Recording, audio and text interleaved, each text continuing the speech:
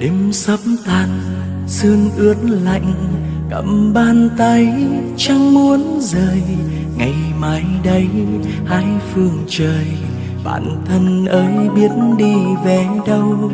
Đã qua rồi bao tháng ngày, cùng bên nhau chung mái trường, mà giờ đây hai con đường mình chia tay.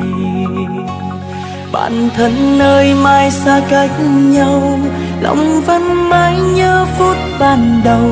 Dẫu mai này dù đổi thay, vẫn không quên tình bạn thân. Đường ta đi gian nan khó khăn, cũng có lúc vấp ngã đôi lần. Hãy gượng cười và vững tin, sẽ một ngày gặp lại nhau.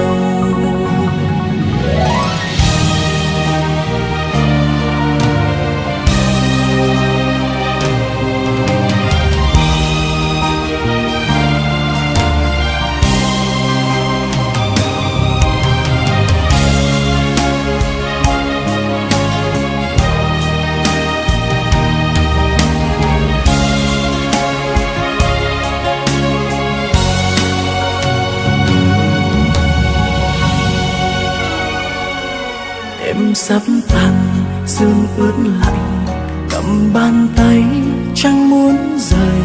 Ngày mai đây hai phương trời, bạn thân ơi biết đi về đâu.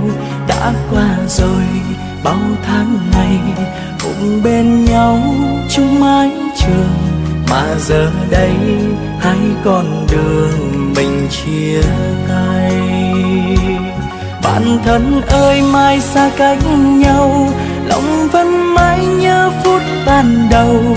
Dẫu mai này dù đổi thay, vẫn không quên tình bạn thân. Đường ta đi gian nan khó khăn, cũng có lúc vấp ngã đôi lần. Hãy gượng cười và vững tin, sẽ một ngày ta gặp lại nhau. Bạn thân ơi mai xa cách nhau, lòng vẫn mãi nhớ phút ban đầu. Dẫu mai này dù đổi thay, vẫn không quên tình bạn thân. Đường ta đi gian nan khó khăn, cũng có lúc vấp ngã đôi lần. Hãy gượng cười và vững tin, sẽ một ngày gặp lại nhau. Hãy gượng cười và vững tin, sẽ một ngày. Bạn thân ơi mai xa cách nhau, lòng vẫn mãi nhớ phút ban đầu.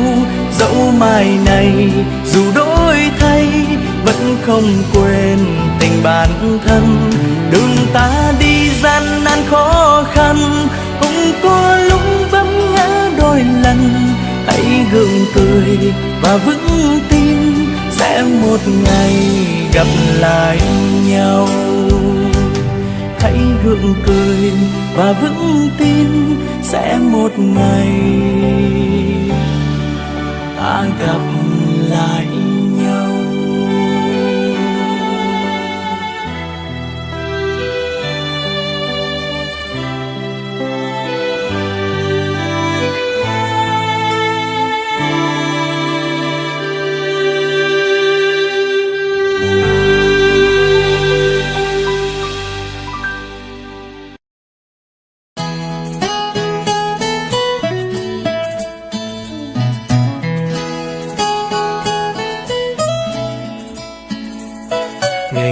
Chia tay nhau, bạn ơi có thấy buồn không?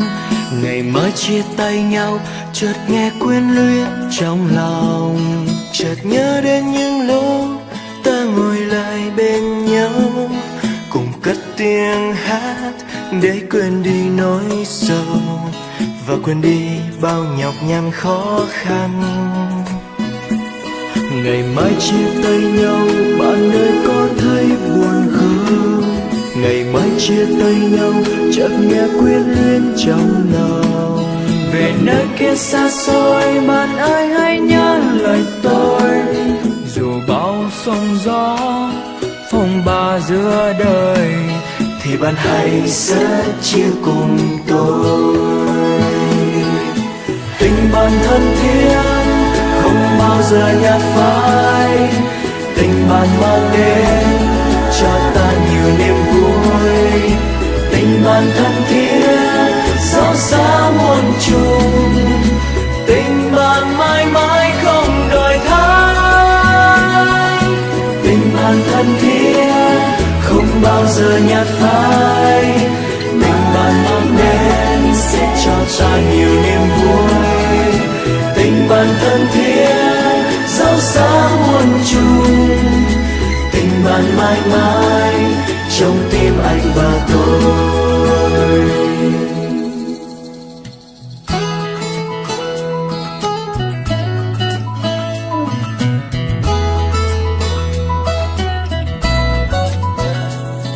Ngày mai chia tay nhau, bạn ơi có thấy buồn không? Ngày mai chia tay nhau, chợt nghe quyến luyến trong lòng. Chợt nhớ đến những lúc ta ngồi lại bên nhau, cùng cất tiếng hát để quên đi nỗi sầu và quên đi bao nhọc nhằn khó khăn. Ngày mai chia tay nhau, bạn ơi có thấy buồn không? Ngày mai chia tay nhau, chợt nhớ quyến luyến trong lòng. Về nơi kia xa xôi, bạn ơi hãy nhớ lời tôi. Dù bao sóng gió phong ba giữa đời, thì bạn hãy sớt chia cùng tôi. Tình bạn thân thiết không bao giờ nhạt phai, tình bạn mang đến cho ta nhiều niềm vui. Tình bạn thân thiết dẫu xa muôn trùng, tình bạn mãi mãi không đổi thay. Tình bạn thân thiết không bao giờ nhạt phai,